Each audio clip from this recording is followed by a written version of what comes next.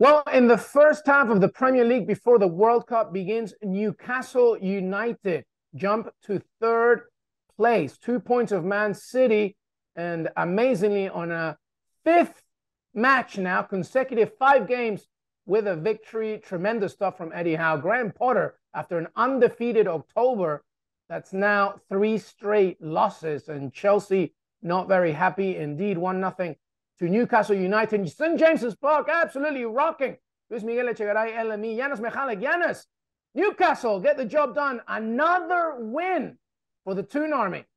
Yeah, I mean, we could see a massive shift in the Premier League already with Newcastle, right? And this is another example against a quality team in a game where I don't even think that Newcastle United were at their best, and yet they seem in control of the game against Chelsea Football Club, right? So you look at Graham Potter, as you mentioned. I mean, first of all, for Newcastle United, 5 Premier League wins on the trot. That's been a while since they've done that, right? Historically, you may want to dig deeper there. I can't remember, but it's been a long, long time. For Chelsea, that's 5 games in the Premier League without a win as well. And although, as you've said, I think Graham Potter, things started well. I think some of the same issues that Thomas Tuchel had continue. And yes, we can sit here, we can talk about players that aren't there, but there was a difference in class. I mean, it just goes to show you that, if Thiago Silva has to come in on the pitch in emergency and is still by far the best Chelsea player, you know that you're probably not trending or threading in a right direction, right? So, big issues there, because I didn't necessarily see anything from Chelsea that would give me, that identity that we often look for. We can sit here, and I'll be the first one to say that, look, managers do need time. Unfortunately, Chelsea's never been a club that gives time. Old ownership or new ownership, you look at this Chelsea, and they are probably 3, maybe 4 top quality players away from being anywhere near a major trophy. See, Janusz, this is why me and you are like this, because I wanted to ask you specifically about that point, because obviously, you look at the commentary, and Graham Potter, to your point, started well, now not so well. But to your more important point, the squad doesn't look good enough. Is this a Todd Boehly issue, or is it a Graham Potter issue? Well, as always, it's a little bit of both, I suppose, right? But it's I mean, in a way, they've tried to spend. They had a tough job, Chelsea. Let's not forget that, to rebuild, the back four. I mean, if you look at the leadership of somebody like Rudiger, right, even Christensen, who's been helpful, obviously, and a good player. There's been a lot of changing going on there, and that's part of the issue. Obviously, Chelsea have spent, but right now it hasn't panned out. Pierre-Emerick Aubameyang, I mean, look, on the bench, you see, he's not going to be. The problem is, again, scoring is an issue for them, no matter where you look. Raheem Sterling wasn't there. He was brought in to help in that department, but you don't look at him. We've been here. We've said this over and over. I don't look at him as this, 20-plus goal scorer. Kai Havertz will never become that. He was never that sort of a player, and he's been there long enough. And you look at player by player in that, unless Chelsea, once they get their players back, and there's significant number of players missing, and they become this kind of, steel in the center of the pitch that kind of provides all the protection necessary, that eventually they'll find ways to win.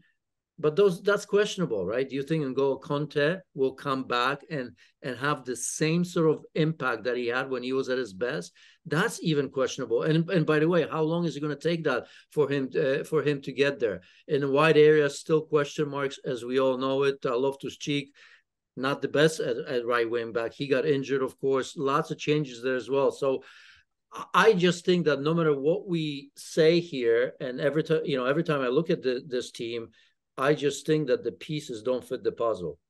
Maybe Todd Boehly, sporting director, is not really the title he should be having. And now the World Cup break is probably going to help Chelsea. But as you said, Janusz, they never really give anybody any time. For Newcastle, we got to give them credit here once again.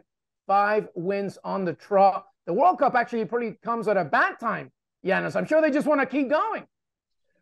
Yes, but I think you can reload just a little bit, right? And I think, when you have a massive momentum like this, and it's a long break. This is not something where we're talking about an international break that'll make a couple weeks or 10 days. So I just think this is an opportunity to even make this team better. They're relatively healthy, that team right now.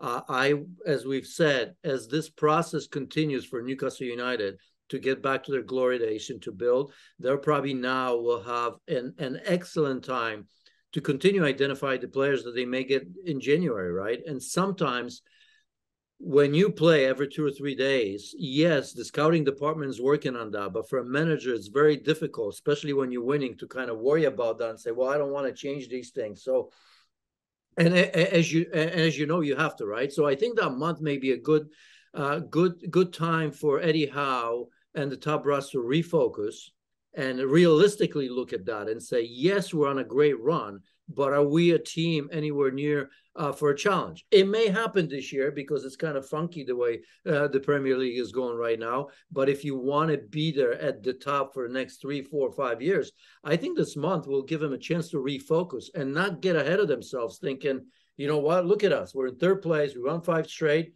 Let's keep it the way it is. If it works, why change it, right? We often say that. Yes, that's good when you're talking from week to week. But when you look in long term, I don't know if it's a momentum killer for Newcastle United. A moment of reflection maybe as well is needed. A moment of reflection. We'll have to wait and see what happens after the World Cup. But one thing is for sure, Eddie Howe's Newcastle United in third place and Chelsea in need of many, many answers. Thanks so much for watching ESPN on YouTube. And for more sports highlights and analysis, be sure to download the ESPN app. And for premium content and live streaming, subscribe to ESPN Plus.